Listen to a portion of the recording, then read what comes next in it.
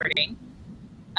So we're recording, which means that people are going to be able to watch this later. Hello, everybody. My name is Sunny. I host Taboo Talk. We're just going to talk about stuff that maybe people don't normally talk about with parenting and technology. So I was just saying to these guys that I'm not a parent. I'm a fabulous fake aunt. I very much love teenagers. I can tolerate younger kids. I'm not a big fan of babies.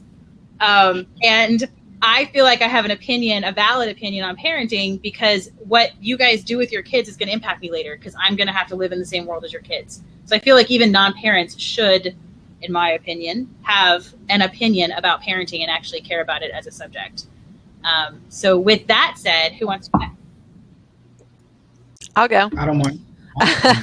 My name is Sarah Piggott, and I am friends with Sunny through a connection between my husband and her brother. And so we've just become friends over the years. I am a banker by day and a mommy blogger by night. And I have two kids. I have a 10-year-old son and a 12-year-old daughter who turns 13 next week. I'm going to have a teenager and I'm not ready. Somebody tell me how to stop it. So yeah, I will have a teenager officially next week, and we currently live in Florida, right on the water, live in the Florida lifestyle, but we're relatively new to this area. We just moved a couple of months ago, so we're kind of in the process of getting accustomed to new schools and meeting new parent friends and finding a new church family and all of those things that go with moving. So it's been an interesting couple of months, and we're renting right now. We're in a tiny little place, but we're renting not quite as tiny as Gemma's, but I'll let her get to that in a minute. So that's me. Awesome. Thank you. Who's next? Go ahead, Kevin. Okay.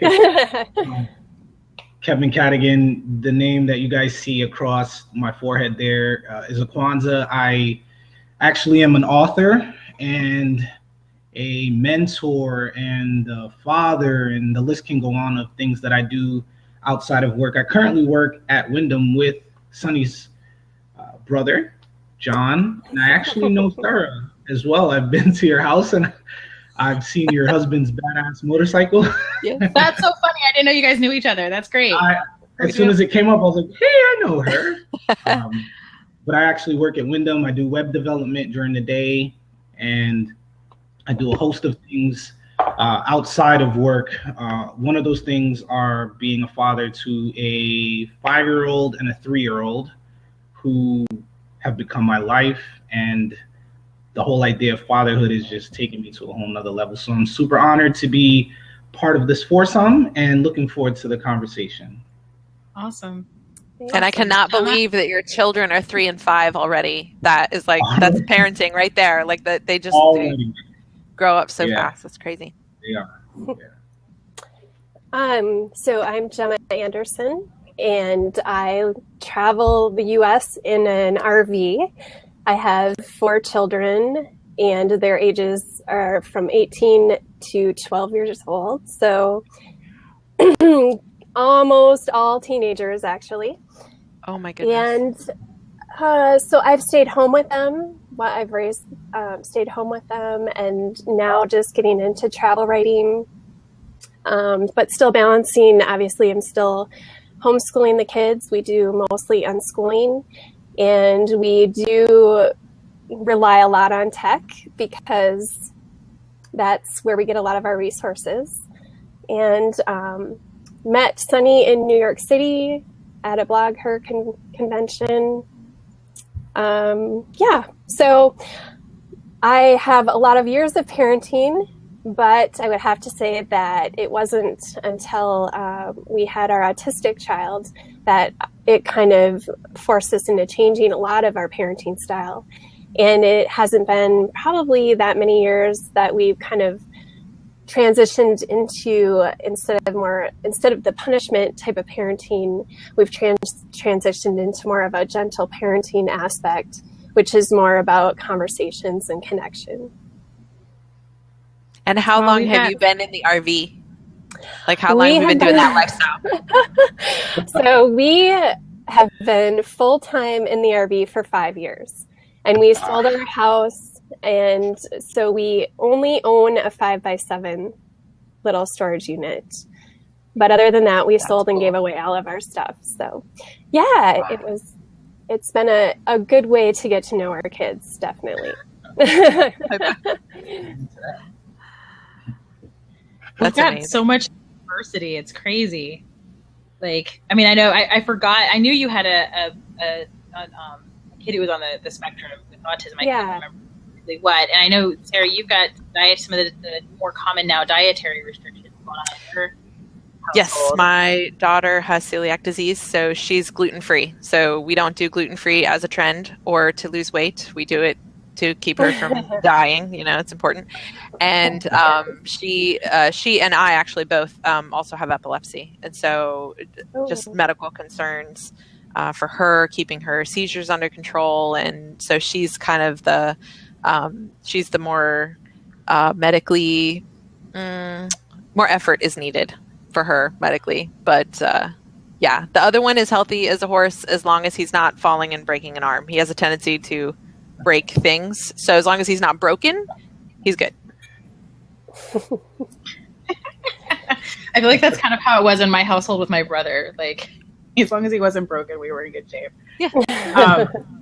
Okay, gosh, this is why I specifically contoured us towards technology, because I feel like I have so many things that, Gemma, we could talk about with the unschooling and the gentle parenting. And Kevin, I know with the stuff that you do, I can't wait to have lunch with you. There's so many questions I have for you. And Sarah, you do such cool things with your kids. You're really good at having, I don't know, I really want Sarah to adopt me. My mom is really freaking fabulous, and I still want Sarah to adopt me. So there's so many directions we could go, which is why I specifically kind of said, let's talk about technology to keep us a little bit focused. Mm-hmm. So I'm going to start off by asking a question. I have a list of questions and things that I've come up with, but by all means, it would be awesome if I didn't need that. If you guys want to take us down a rabbit hole, you go for it. Don't feel like I have to guide this. I definitely want free-flowing conversation. But just to kind of get us going in a direction, I kind of geeked out on some data, and I found a study by Northwest University on tech and kids. And it was actually I basically thought I was going to find a lot of people saying that technology would allowing kids to connect, and that technology would become a really prevalent part of their lives. But it was actually not the case. So 70% of parents in this Northwest University study that was done in June of 2014, so it's a couple years old, 70% of parents disagreed with the statement that smartphones and tablets are making parenting easier. They feel like technology is just getting in their way. And parents and families still turn to their family more than to blogs and communities 64% of the time. What do you guys say about that? Do you feel like the devices are helping or hurting? Where do you guys stand in that spectrum? And let's see where that takes us. I think that. Go ahead, Kevin. You go. No, I was going to say it depends on how you use it.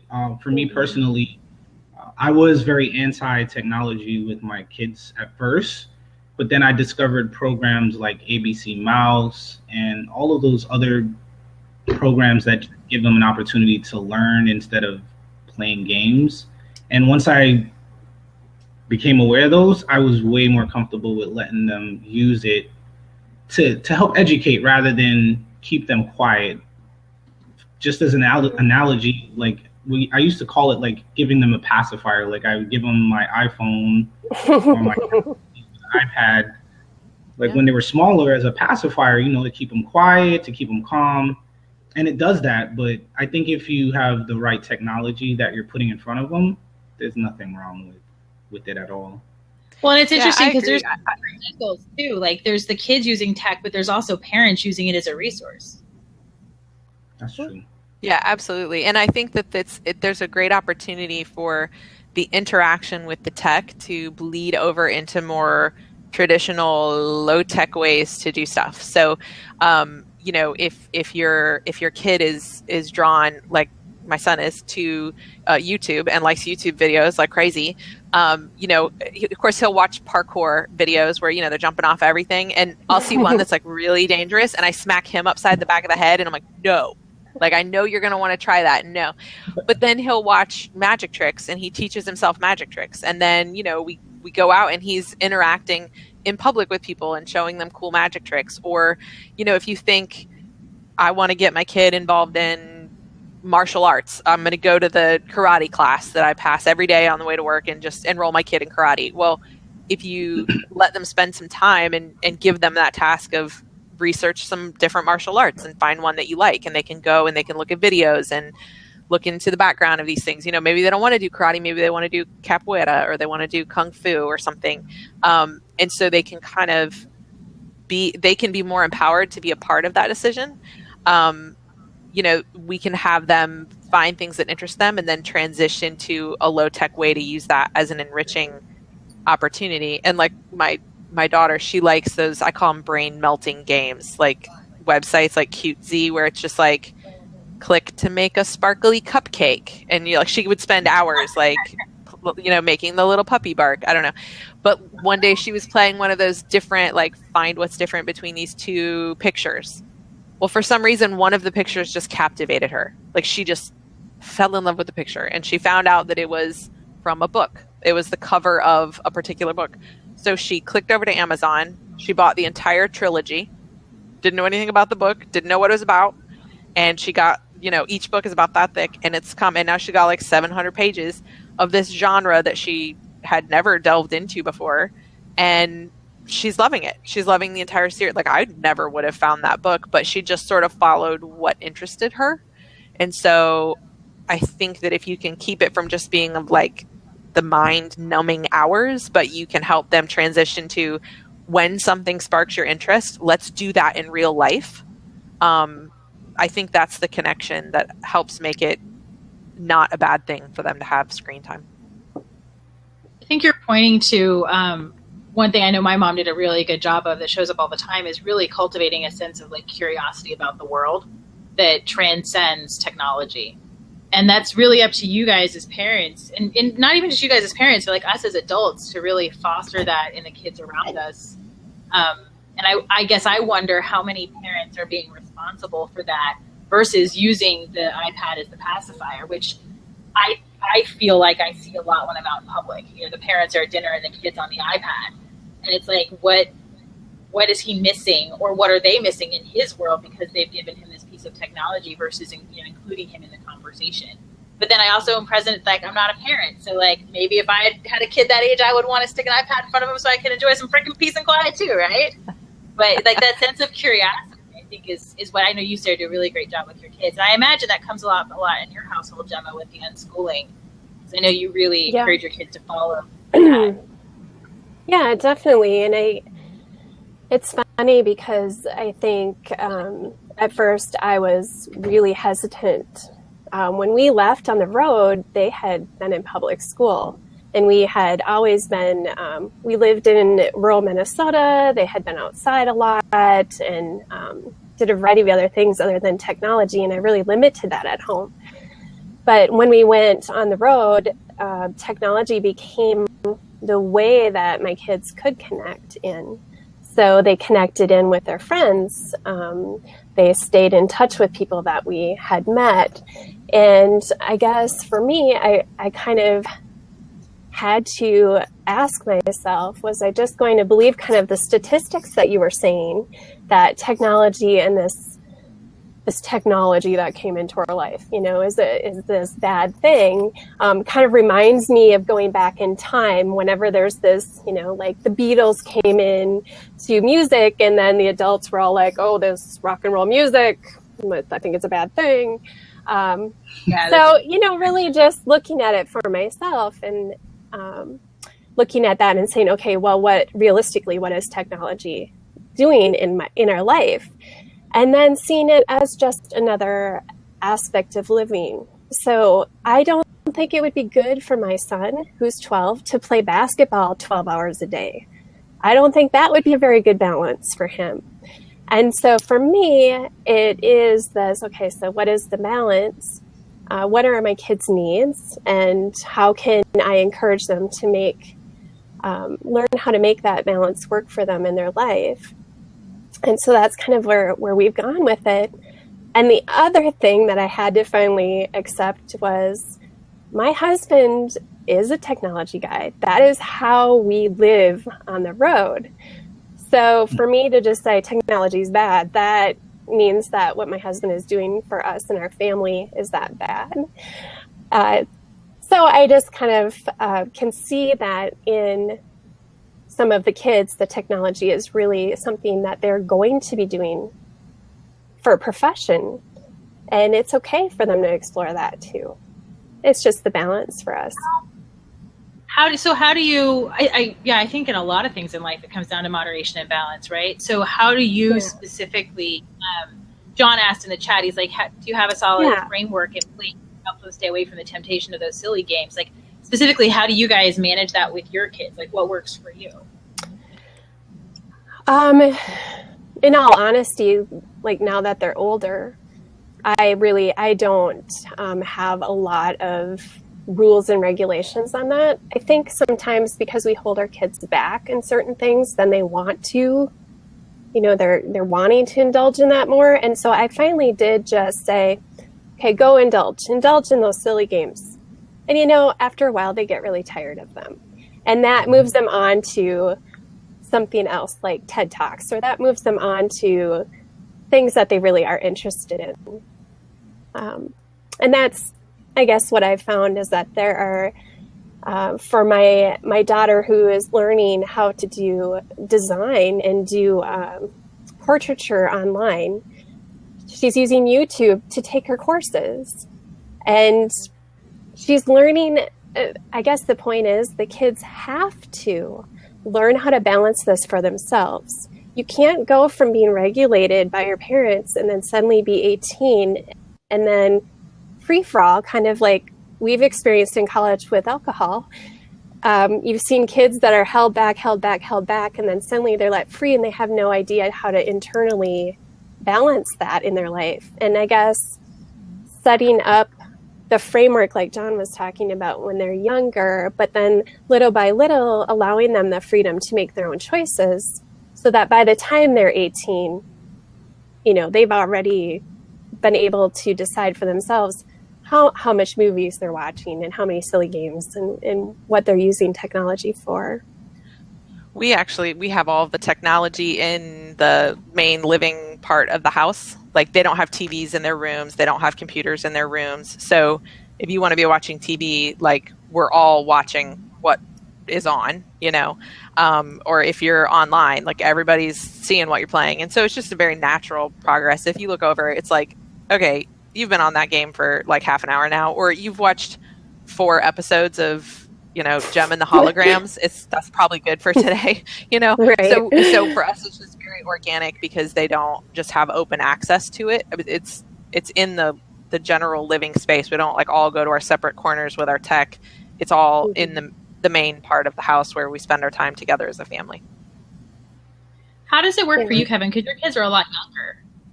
They are, and honestly, I was going to say for me, I try to take a step back and remember when I was their age.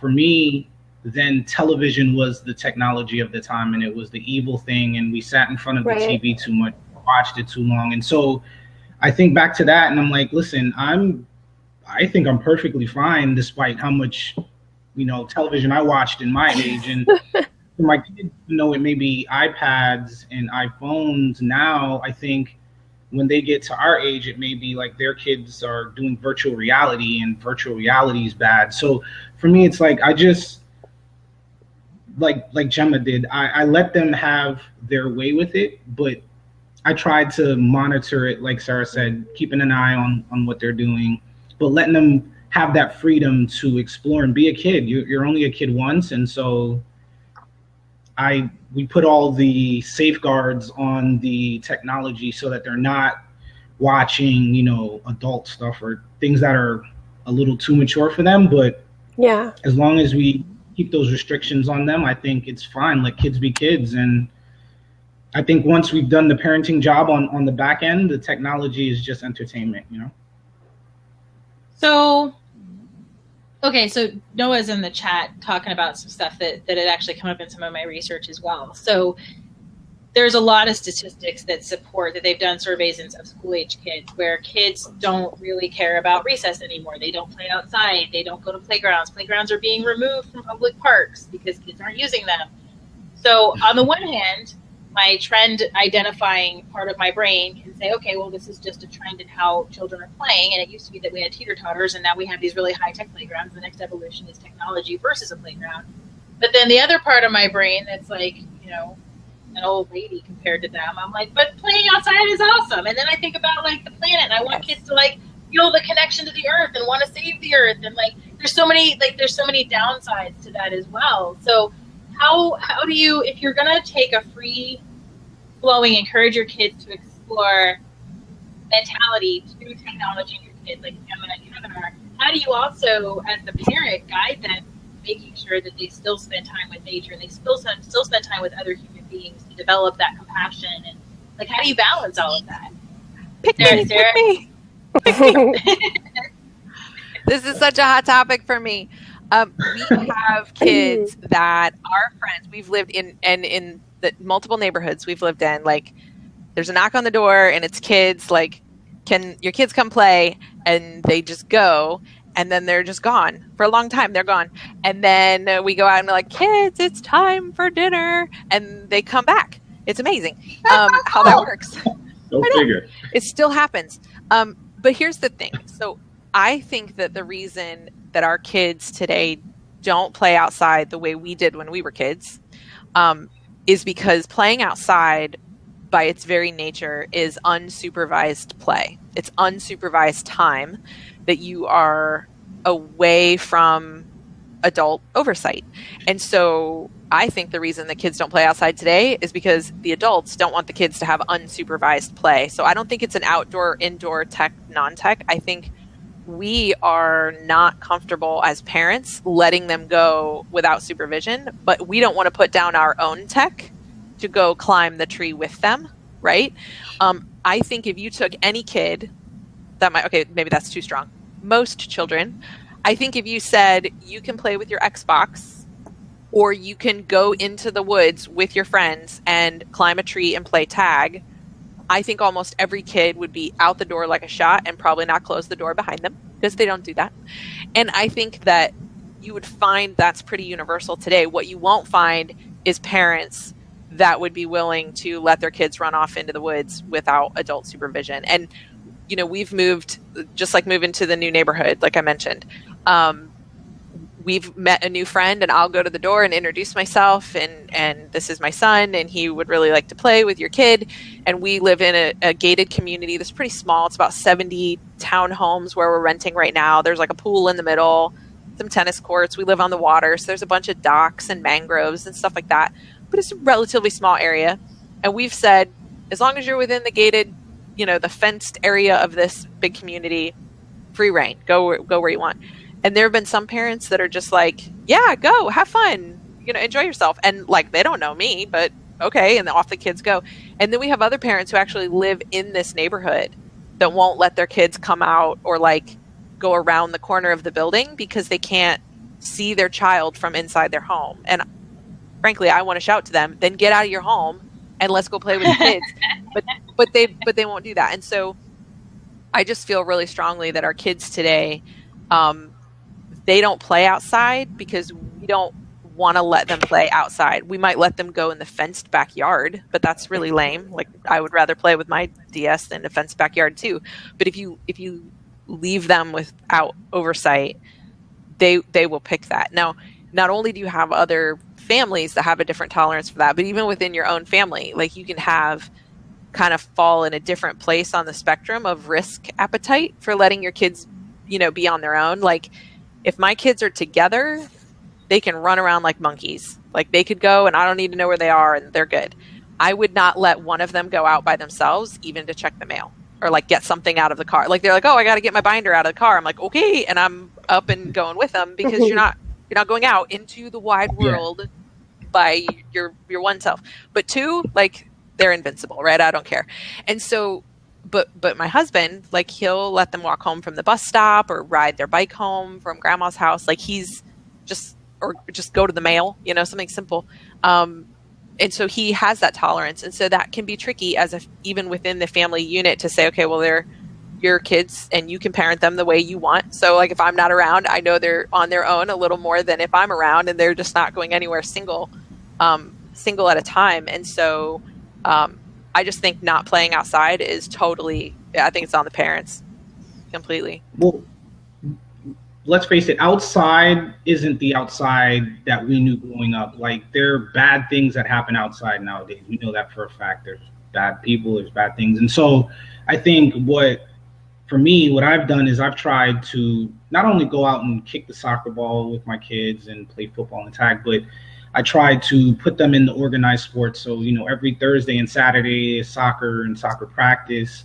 And then, every Saturday afternoon, we're doing gymnastics with the daughter. And so it's not that outside is bad and we're not letting them go outside. It's just not the same outside that we grew up knowing. And it's a dangerous world out there now. And honestly, I don't feel safe. Is it really, though? I mean, okay, I'm not a parent, right? But is it really, though? Or is it really the same world and we just know more about it because we have technology informing us of all the crazy stuff that's going on? Like, is it really that different? Is the playground that much of a different place than it was 25 years ago?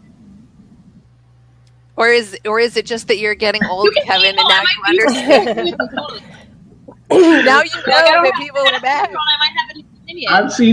I've seen some strange people at the playground. Let me just put it that way. And so, but there were strange people at the playground when we were children. Like, I specifically remember being my kid's age, and there was like a guy in town who had been arrested, and he was a molester. Like, that was the word back then. There's just the molester, and you can't.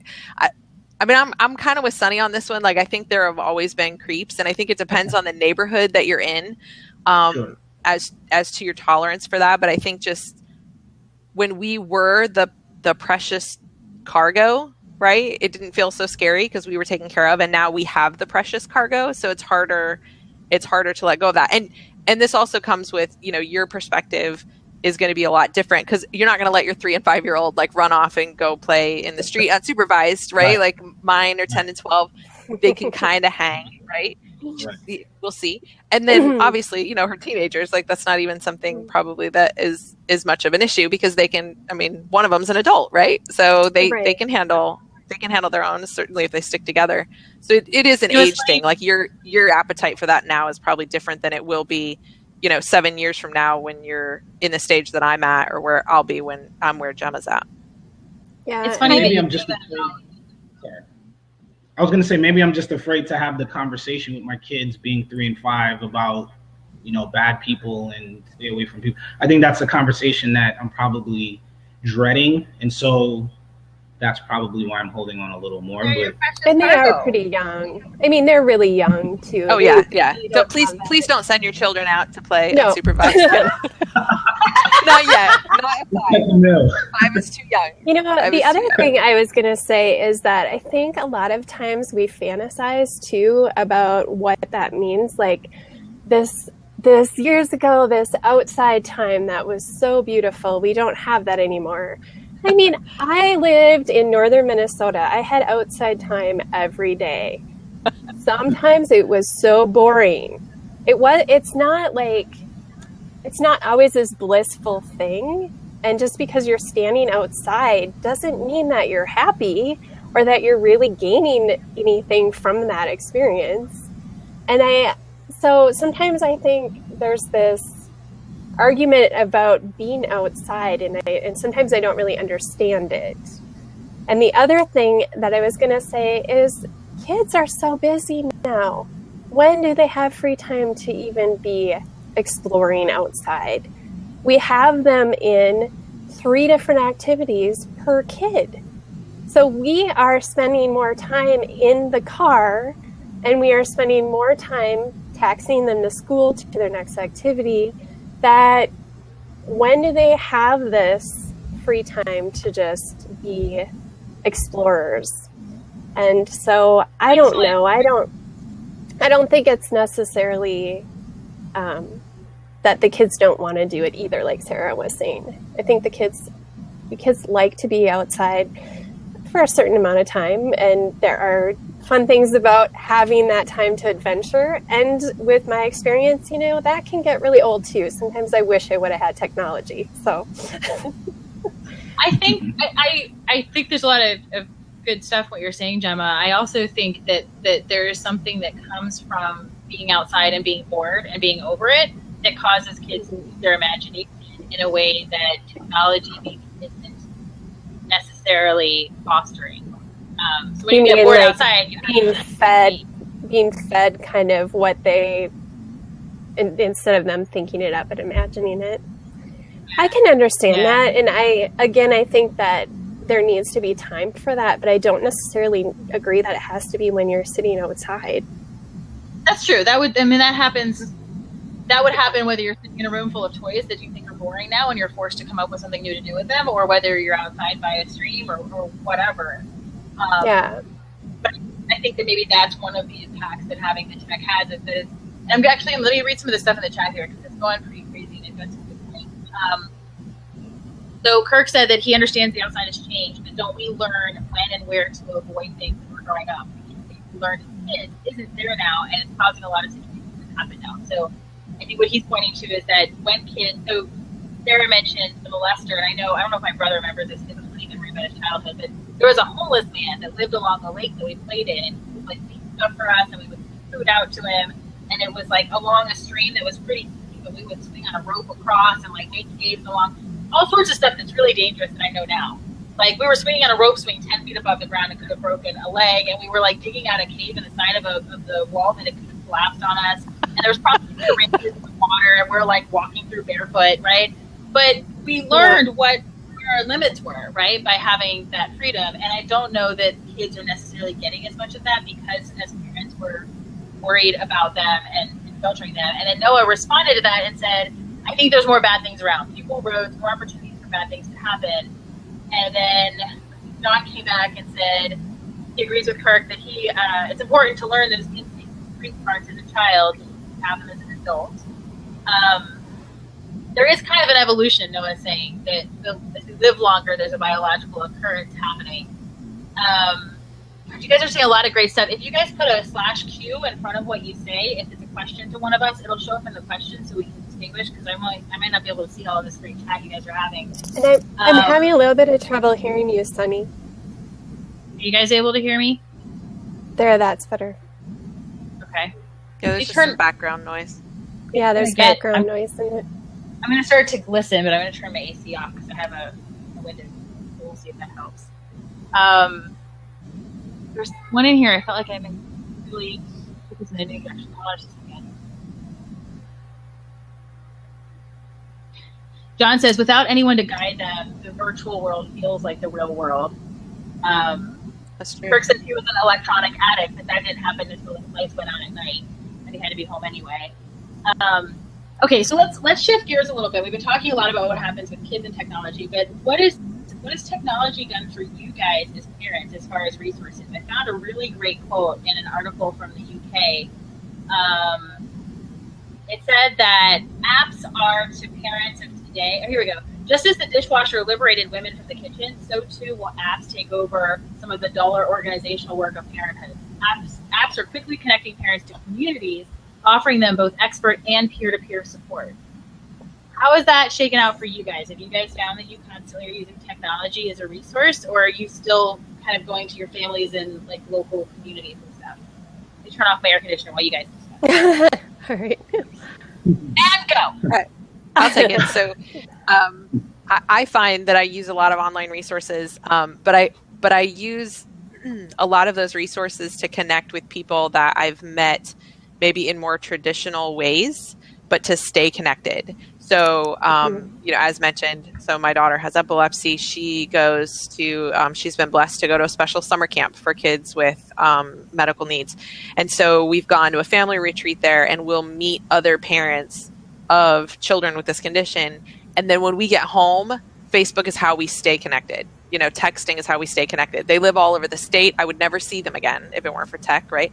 But that's how I stay connected to those people. And then you can develop some really good online communities that you go back to for things. And honestly, it's kind of while I will always go to family and to like in real life friends for my core advice, what I really want, I do think there's a lot of value in getting advice from people who are removed from the rest of your scenario. So I get parenting advice from people who don't know my kids and who don't know, my husband or anything, that even if they have a limited knowledge of us, they can give a fresh perspective, just like what we're trying to do here today. Try and give that new outside perspective to something, because otherwise you're really left to just who you know in person, and that circle can be really small when you have really specialized needs for support. And it's not just medically, right? It's not just special needs. We all have some sort of special need that's for us, and that's a great way to get connected, I think. Yeah, I agree with you. Go ahead, Kevin. No, I was just gonna say, for me, I don't really use technology that much for parenting. I rely a lot on my family and the wisdom of my elders, per se. I do use it for medical. So let's say they get a burn or they scratch something or there's some abnormal bump somewhere. That's when I'll Google it somewhere. But I rely a lot on the elders and aunts and grandmothers and so forth, using a lot of the wisdom they have from parenting me and my siblings.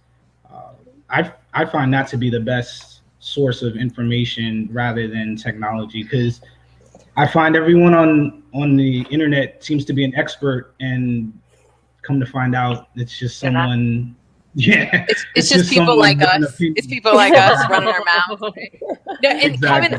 Kevin, I'm really interested in this. I love that you're here, because I think that we have a very discriminatory blogging situation right now, where we are awash with mommy bloggers and we don't have daddy bloggers. Do you think that part of the reason you don't, and I'm not putting words in your mouth, but do you think part of the reason you use tech less than maybe moms would, for example, is that you don't have good, strong dad expert writers that are writing it like we have in abundance on the quote mommy blogger side? That's a good question. I mean, honestly, from a man's perspective, we just don't like to read. I'm going to be completely honest with you. I mean, I've written 2 books, and men just don't want to read. I'll be honest. We'd rather see on a commercial or in Home Depot and be like, oh, I'm going to try that. In all honesty, I don't think it's male versus female in terms of blogging. I think if there were videos instead of actual words on the screen, I think we'd get a lot more male buy-in, because we're visual. I prefer to watch the video personally. Well, and like my husband, like he taught himself to play bass guitar on YouTube, but like I'll send him a text and he'll just reply TLDR, too long, didn't read. Like, I gotta shorten it. Like I can't make it any shorter. But yeah, so I think you're in my household. That's exactly the way it goes.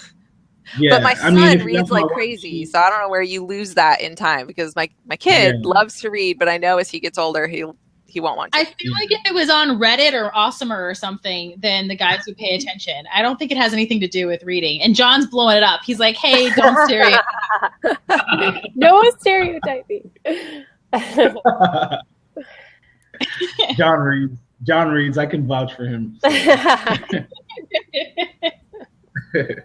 I think it's interesting, because I know that when I was doing the research for this, that was something that got brought up a couple of times in different articles, is that it tends to be more mom bloggers than dad bloggers. And yet statistically, surveys are showing that more and more dads are staying home and parenting.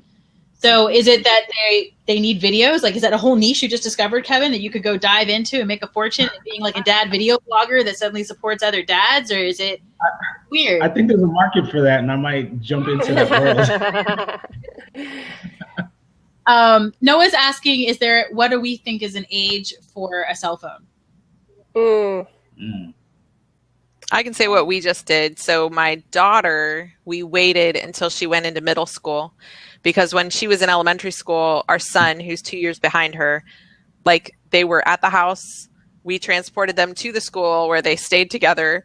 then we picked them both up from the school and we brought them home. Like they were never outside of that very close control.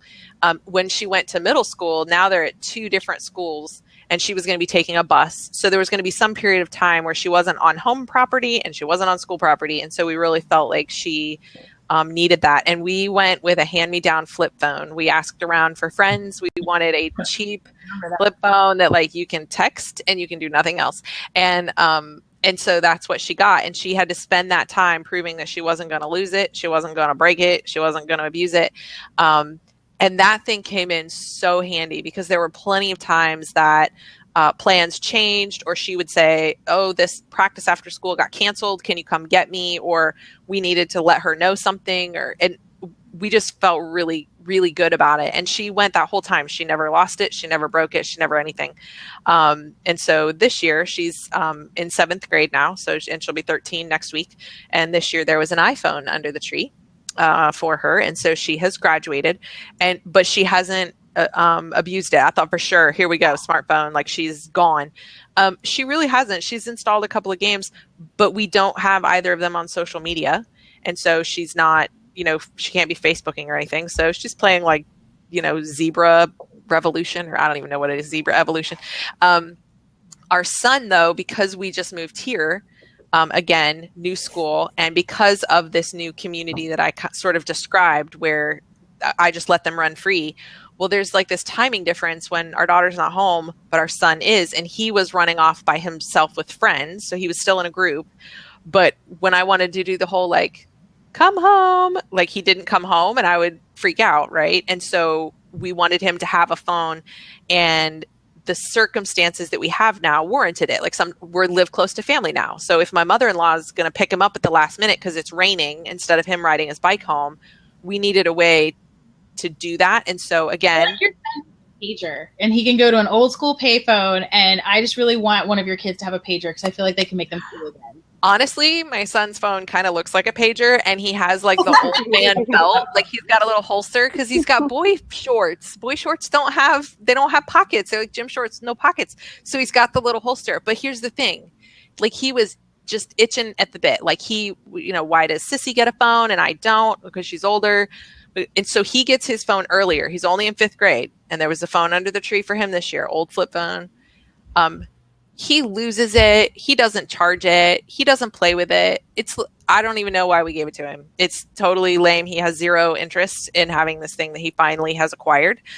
So I don't know when he's going to be interested in the phone, but it's certainly not now. And so we really, like, more than an age thing for me, it was like, yes, John, like father, like son. For us, it was all about the functionality of our family life. And so long as they didn't have a reason to not be with someone that they needed to call, then there was no reason for a phone. But as soon as we felt like there was a degree of separation where there may be instances where they need to be able to contact us no matter what, we also at this house, in addition to not having cable, we also have no home phone, and that was new for us. And so I didn't want there to ever be an instance where he would be home alone for any period of time, and if something went wrong, he had no way to call 911 or call anything. And so for us, it was less about age, and it was more about functionality of him actually having a practical use for a phone. Anyone else have anything to add? I mean, your kids are really young, Kevin, so if your kids have cell phones, I'm going to definitely. Because I have seen little tiny people with phones, and I'm like, so. They don't have cell phones. And honestly, before I had kids, I would have said kids don't need cell phones because there's no need. But now that I have them, they'll probably be getting it a lot sooner than I can imagine. Like they'll probably be like Sarah's kids. The minute they are out of my sight and able to do things on their own, I need to be able to get a hold of them or track them. It's so funny to hear a parent's perspective on this because I'm not a parent. I really only have a kid's perspective on this particular subject. And I remember begging my parents for my pager, and I had to pay for it myself. And like when they paged me and I didn't respond immediately, they threatened it away. And now it's like parents are almost like, thrusting is a strong word, but you guys are almost insisting that your kids have a phone out of safety. And it was like so not a conversation back in the day. So it's just crazy how drastically society has changed that the conversation is so different with parents. Unless my parents did a really, really good job at tricking me into thinking I was begging for which is entirely possible.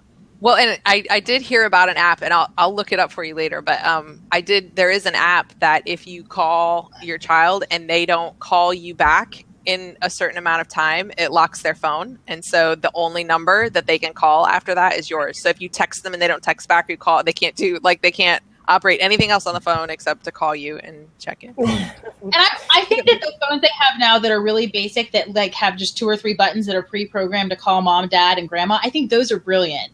Because that it basically is like a pager for a kid where they can only communicate with the people they need in case of an emergency. I think that's a really brilliant idea. Gemma, how about your kids? They're all teenagers, so I would imagine they probably all have phones. Was that a conversation with you guys? Yeah, well, it's really interesting because we're with them all the time. So that didn't become an issue until our daughter started driving.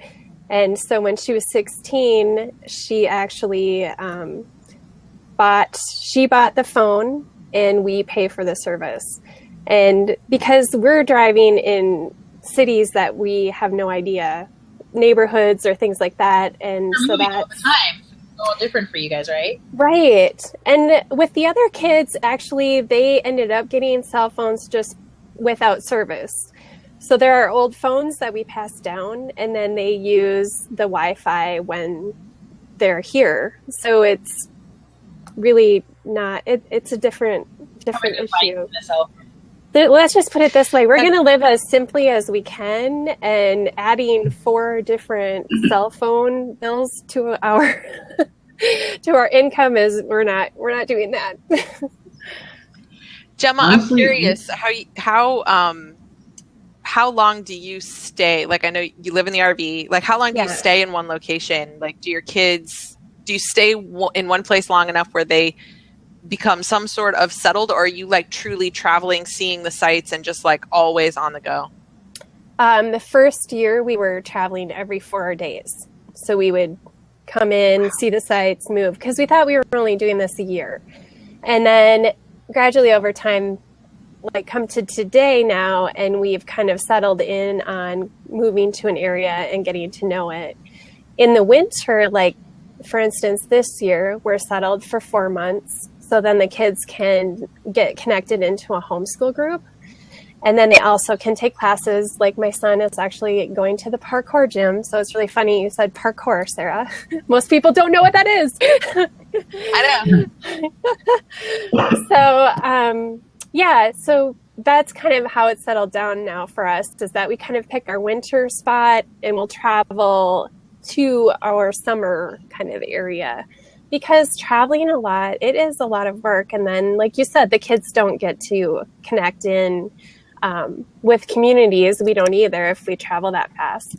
But they do connect in with other families who travel. So that's kind of how we balance it. Yeah. I had one more thing about the cell phones. Honestly, I don't think the phone is the issue. I think the bigger issue is what we're afraid of our kids doing with the phones, specifically social media and so forth. I think having a phone is perfectly fine for the reason Sarah pointed out of contacting them when there's an emergency or we need them. But I think now with the world of social media and the kids are, doing things that we can't supervise on the phone, that having a phone at a young age is becoming a problem. Because the minute I was old enough to start driving, my parents got me, the big clunky cell phone that flipped open, and I had to have it on me 24/7, and it wasn't a problem because we didn't have social media and all that. So I think the flip phones are great because, like Laura just said, phones today aren't phones; they're like a small computer. It's a device, right? So if it was just purely giving them a way to call mom and dad, I think it would probably be a different conversation for a lot of parents. But now the cool thing is to have a device with so many other things. And then it connects with everything. We chose the iPhone specifically for Maddie this time around because it connects to all of our other Mac devices. So I have a Droid, hubby has a Mac, and all the stuff in the Mac. And, if he gets a text, it shows up downstairs and on the laptop and on this computer and on, everywhere. And so we intentionally chose to go that route with her because it was so connected. It would be much harder for her to have any privacy. And, you know, we had the talk when we give over the phone, like, this is company equipment. Like, we are going to check this whenever we want. Like, I don't need to ask your permission. I take the phone, I read everything that I want to see on it. But having the cloud and everything so connected now actually makes it a little bit easier to know what's going on the phone. Great. There's a question for Gemma. Yeah. So John, should I be reading that then, Sunny, the question? Read it. Okay. Yeah. So John is asking how technology affects the way my kids communicate or interact with each other. That's a great question. At times it can, when they all are on their own device, then we're very separate from each other and we can all be in the literally we live in the same room, right?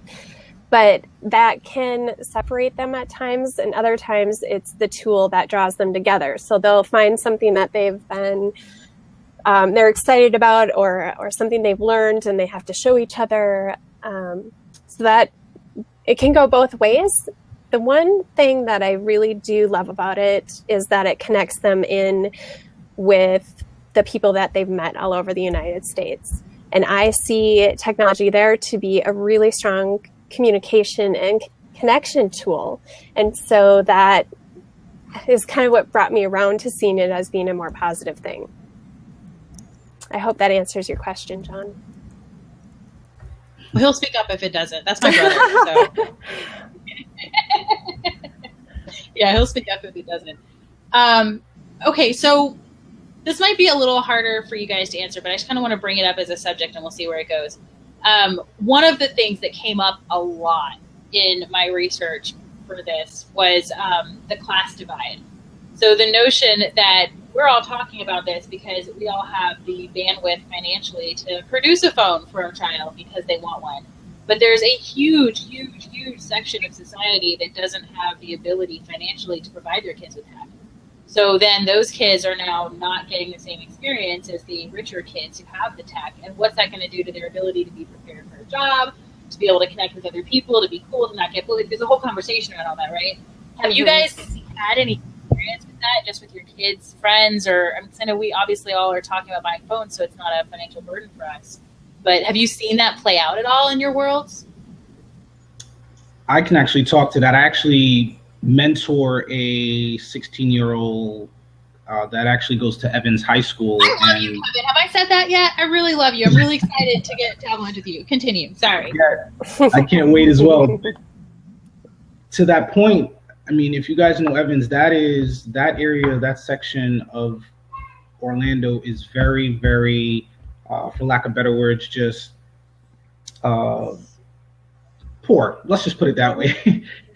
But you'd be surprised because I'm in that neighborhood. All of those kids have a phone, every single one of them. And I think it's just a myth or a stereotype to think that because you live in a certain area, you don't have access to it, because believe it or not, those kids, they have the newest tech and they find a way to get it, and they are very much in the know and they know what's going on and they want to be a part of what's happening with technology. So I can't say that they're at any disadvantage at all because of their financial income. And it's interesting because we, in the move that we just made, we went from one end of the spectrum to the other as far as the culture that we came from. I actually just wrote a blog recently that called Why I Sent My White Daughter to a Black School, and we sent Maddie intentionally to a magnet program that was in a really underprivileged part of town. She was one of only 10 Caucasian children in a school with 980 some kids. And definitely, I've forgotten the statistic now, but it was over 95% were on free and reduced lunch. I think there were like, I don't know, 2 kids in her grade that were not on free and reduced lunch, and she was one of them, and she can't eat there because gluten free. So that was great. But she was in that environment, and she was behind because she had a flip phone and not a smartphone. Here, we moved here, It is very white. It is very affluent, and hardly anybody has a phone. She can't. We're trying to figure out like to meet up for school projects or go to the mall, and we can't get in touch with anybody because none of the kids have phones. So I'm trying to text new moms, and it's all very strange because the kids over here just don't have them. It's a I don't know if it's an Orlando, Tampa thing or if it's what it is, but I see exactly the opposite actually my sample size of one kid, right? But I've seen completely the opposite. Yeah, my daughter. There was go ahead. No, go ahead. Well, when we left Minnesota, my daughter, she was 13, and at that time, almost everyone in her grade had their own cell phone. And she would come home and say, "Mom, you're the only parent," the whole story, like, "You're the only parent that won't let me have a cell phone." Yeah. But I don't know. I still have mixed feelings about the cell phone thing. I really do. So it's kind of good to get your opinions on it and hear what you have to say about it.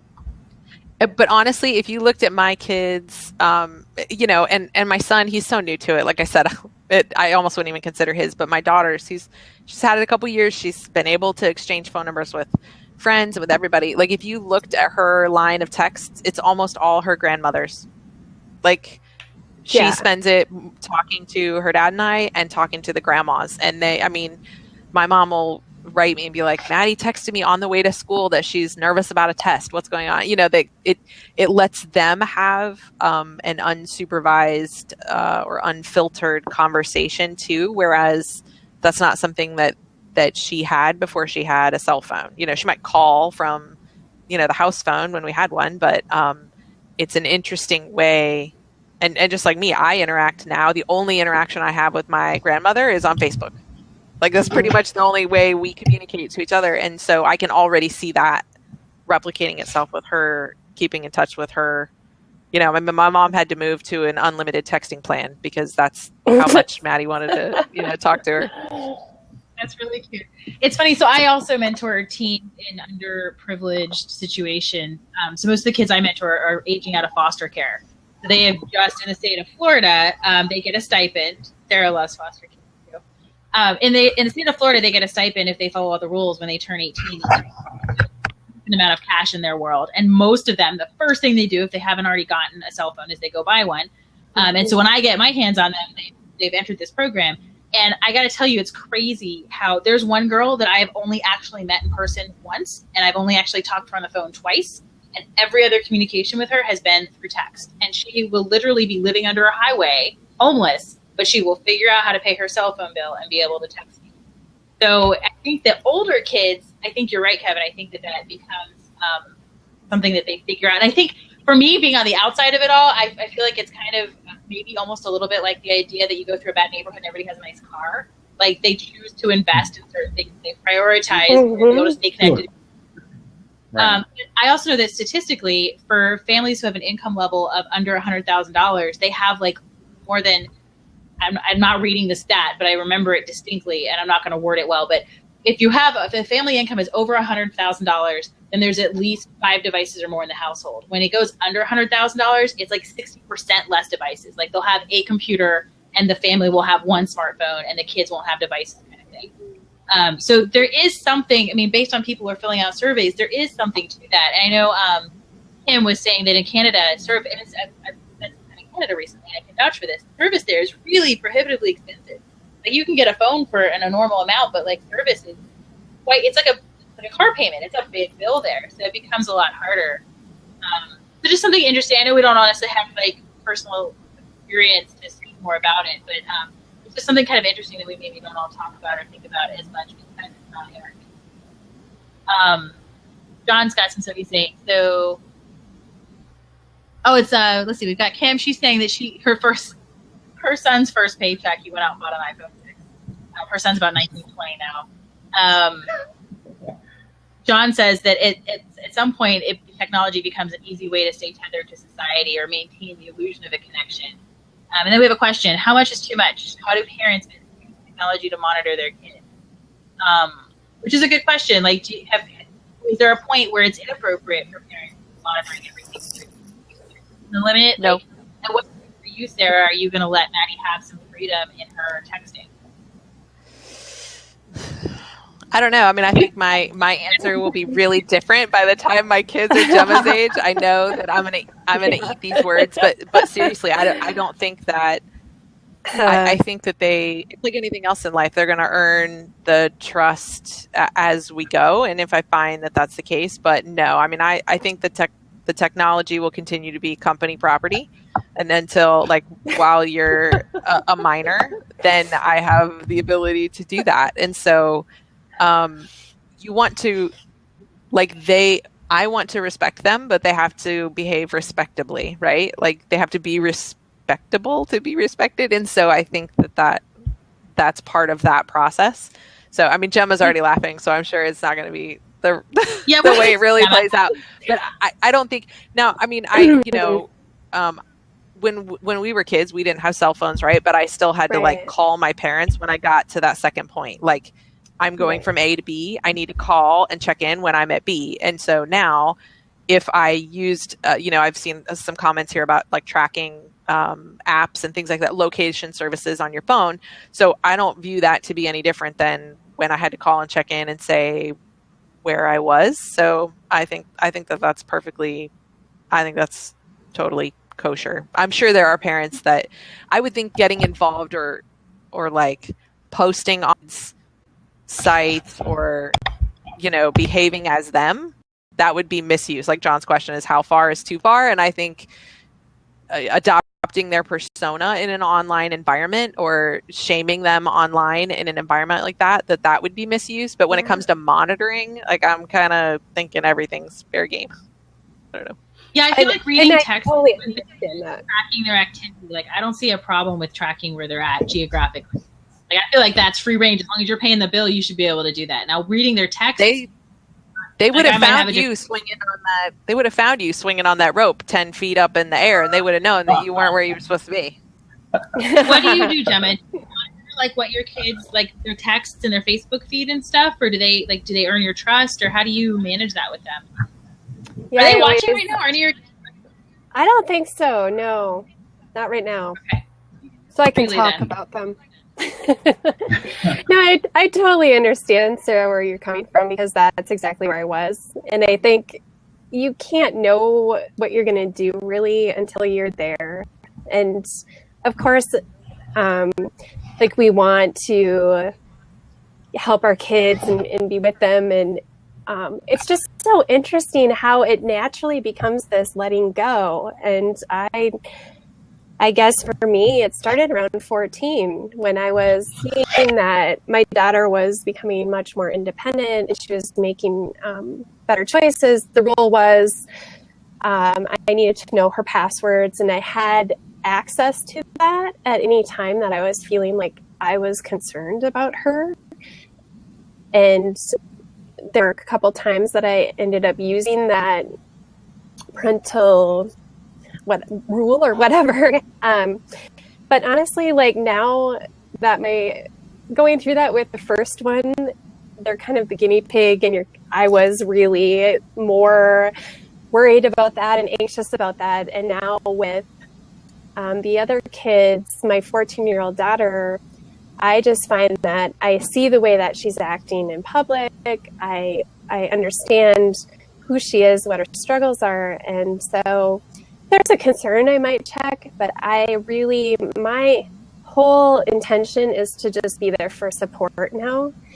And when I'm seeing that there might be something going on with her in life, with her relationships, I might then start to wonder if there's something going on online, if she's having sad days. Then we have those conversations. And now we're to the point where those conversations are about trust and allowing her to be independent. And in that, then I'm just supporting her in her learning how to deal with that independence, if that makes sense. I had a friend who implemented, I can't take credit for this one, but it was that when you go to bed at night, the phone stays in the kitchen. All the chargers are always in the kitchen.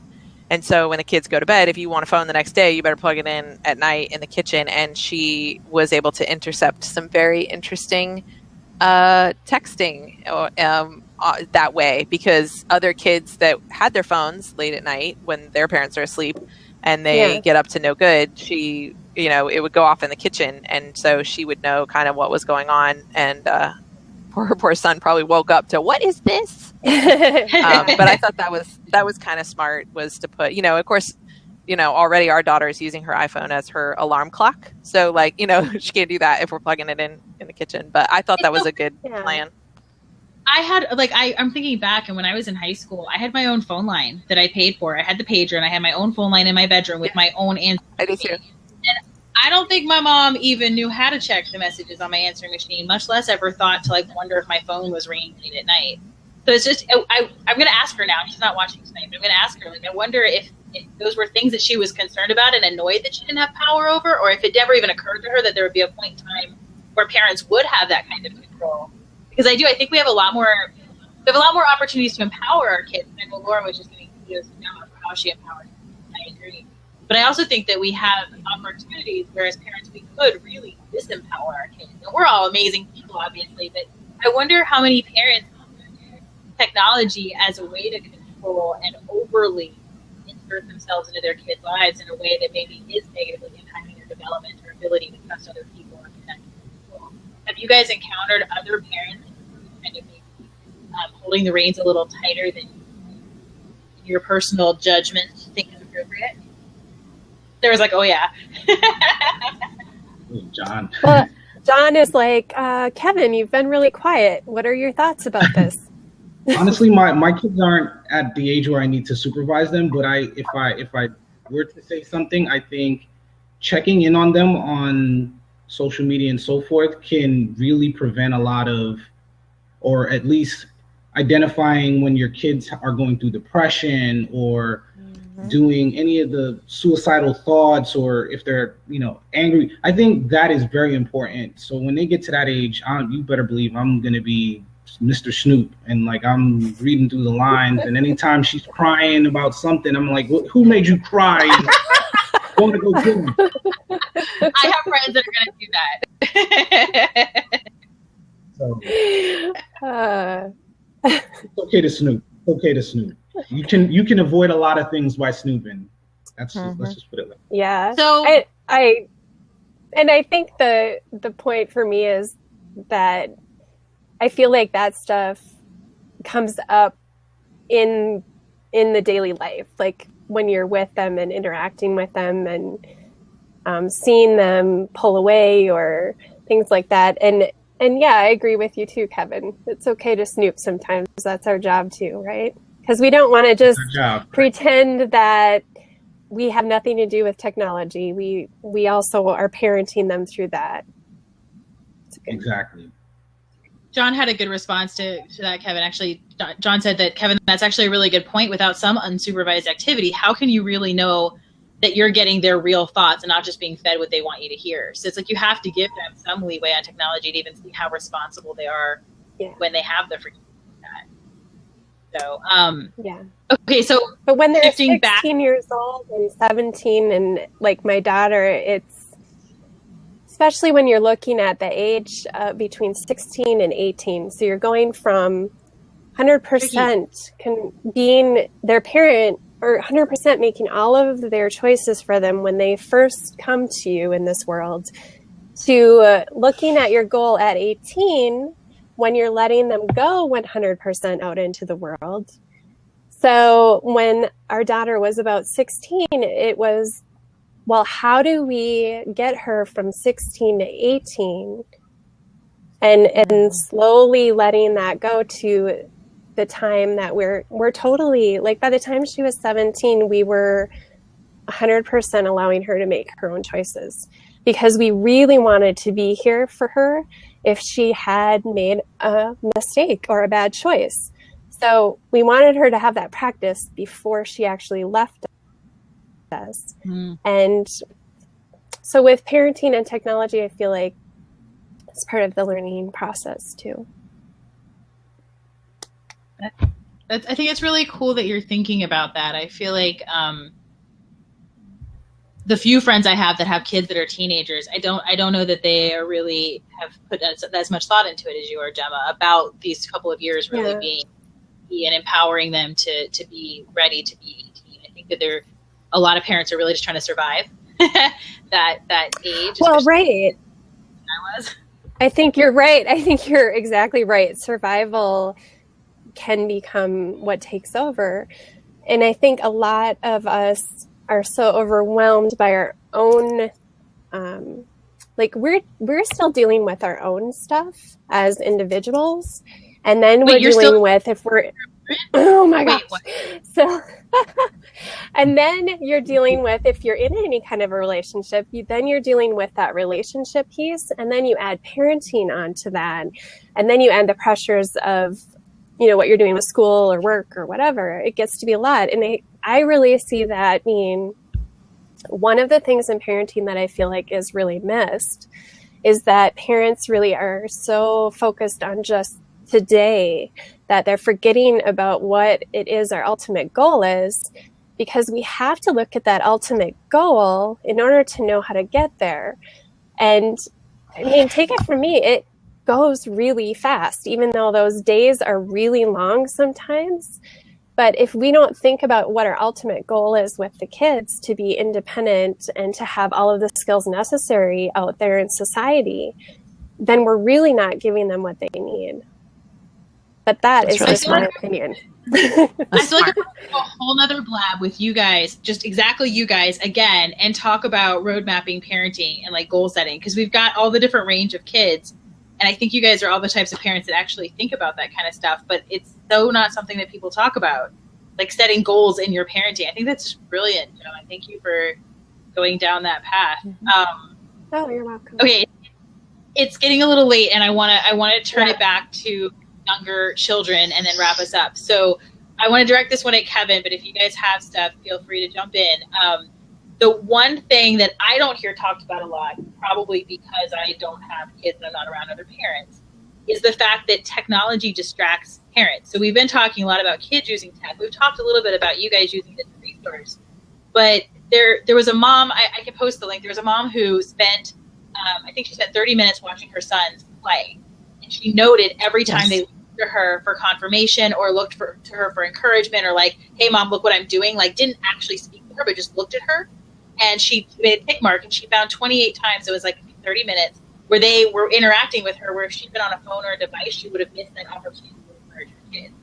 So when you hear stuff like that, Kevin, what comes up for you, being that your kids are younger and they still are very much looking to you for verbal cues and body language and stuff, like how do you manage that? Is that something you spend intentional time on? Like, just talk a little bit to that. Let me know what you got. The phone has just become a total subconscious thing. Like I pick it up and check social media without even thinking about where I am or what I'm doing. And it's to the point now where my kids are like, Daddy, put down the phone. And it's only then when they say that it comes to me like, oh, I've had this phone in my hand for 20 minutes and I neglected to watch you play with whatever you were playing with. So yes, I do believe I'm very guilty of being on my phone all the time. It's just the nature of the beast. Every time I get a new follower or something, I have to look and I'm like, ooh, I want to see what they liked or what I said that they liked. And I totally forget about the parenting aspect of it. But it helps because some of the times when I'm on it, they're on it, watching their television shows and so forth, or doing the ABC Mouse or so forth. So it's kind of okay if we set aside, everyone can play on their device time. And then what we do is at bedtime, all phones are down until they go to sleep. And then that's when I try to utilize the phone and kind of keep up with what's going on. So. And I've recently felt like I probably, oh, sorry, go ahead, Gemma. I was just going to say, and isn't that really what it's about, is that we need to be the mentors to our children. So parents can talk about this technology thing and culture can talk about it, but what are the adults in our society doing? Because that is what the kids are watching. You can talk all you want, but they are looking for modeling, and that is what they will model. Exactly. Sorry, Sarah. Oh no, that's good. I was looking, because I fall in the same boat, and I know that I kind of come and go in my Facebook addiction and how much time. Years ago, when I had a smartphone, I had the only smartphone in the family, and I was falling into that trap. I actually went a full year where I didn't Facebook on my phone in front of the family. So I would only do it when the kids were in bed or I was at work or whatever. But I for a year, and although I sit here today and say I need to get off my phone more, I need to do that, I don't know that it really made a difference.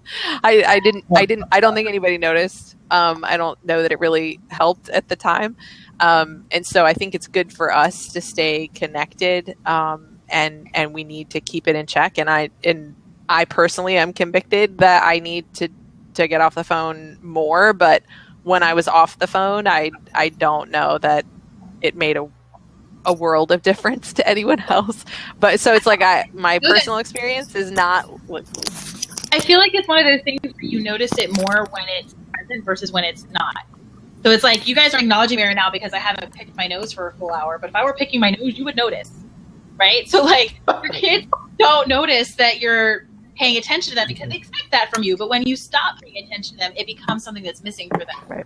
So it might have made some difference that you didn't necessarily know. And I know, like, this is something that translates to us in adult relationships too. Like when I'm with a friend one-on-one, I try to put my device away and put my phone away, and then if they get distracted or they wander off, I'll pick it up and look at it. But when they return to the table, I put it away to the point that my people who are really close in my life know when I'm hanging out with a friend, they don't even bother trying to get a hold of me because they know that I'm going to be focused on whoever I'm with. There's probably lessons there for all of us in tech, but I think it's interesting since they don't have toddlers to think about, and the kids I'm exposed to are the teenagers that I'm mentoring. I do a lot of what Gemma was referring to as far as like modeling. Now I'm like paranoid to rub my nose because you're always all going to say I'm picking my nose. But when I'm with teenagers, I absolutely I'm very, very focused and very intentional about not checking Facebook, not checking social media when I'm with the kids I mentor, when I do get to see them in person. Because when they do it, I'm like, wait a minute, I'm here, pay attention to me. Or I will go over and sit next to them and want to look at their Facebook feed and have that be the thing that we bond over. So now I know when I'm around my friends that have toddlers and parks with the small kids, I'm paying attention to that and kind of for my own purposes, so that if I ever do find myself as a parent, I can have an opinion on it. Because right now I don't really. How many of the things that you guys wanted to talk about have we not talked about? Have we pretty much covered the gamut, or do you guys still have soapboxes that you haven't been able to get on yet? No, I feel like we did awesome. Yeah, I'm good. Yay. And I was going to say that you do parent in a way, Sunny.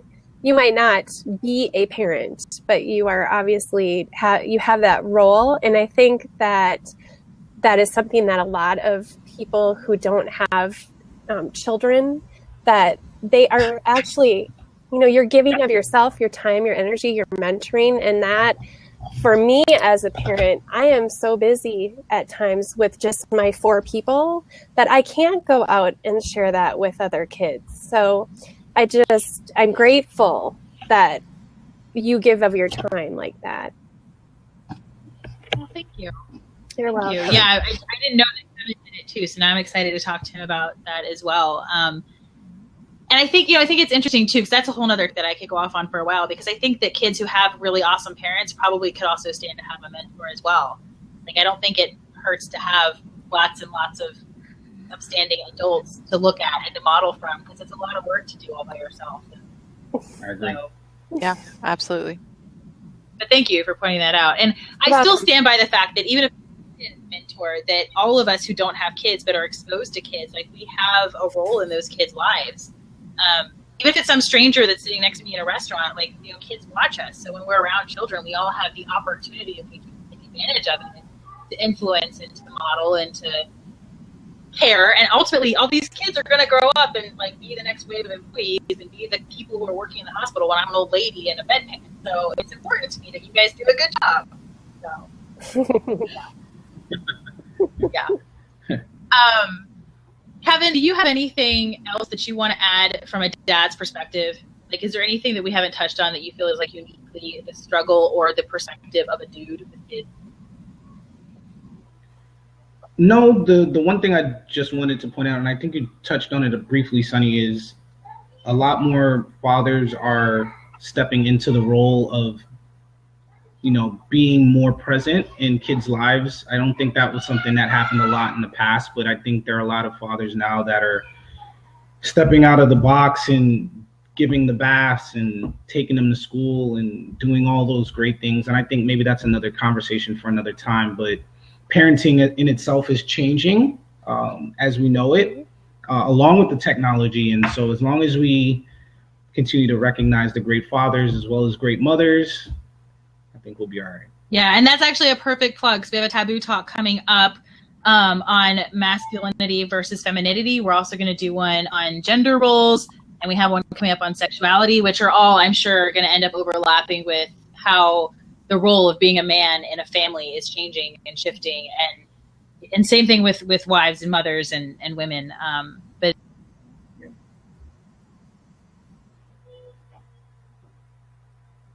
it's definitely something that's been evolved. Where did she? Oh, there she is. We missed that, Sunny. Oh, did I disappear? You disappeared. Yeah, you cut out for just a minute. Oh, gotcha. You talked about how they're going to overlap and all of that, so it was going to be a nice little segue into the future topic. Yes. It's going to be, yes, we're going to have future topics. It's going to be awesome. There will be a lot more Taboo Talks to come. I'm doing this every Thursday, same time, same place. They're recorded. You can go to tabootalk.us. You can see all the topics that are coming, the dates, get links. And if you sign up, give me your email address. I promise I'm not going to sell it to you. I'm not going to send you any spammy stuff. I will just email you a link to resources, all the stuff we talked about tonight, and links and reminders for future Taboo Talks. And I suspect all of these lovely faces will be back because there's so many other things I want to talk to them about, and I'm going to wrangle them into it. So. Thank you guys for being here. Oh, thank you so much. Thanks, Sunny. Thank you, Sunny. All right, go take care of your kids, and thank you for being awesome, amazing parents. And yeah, we'll talk soon. Bye. All right. Awesome. Bye.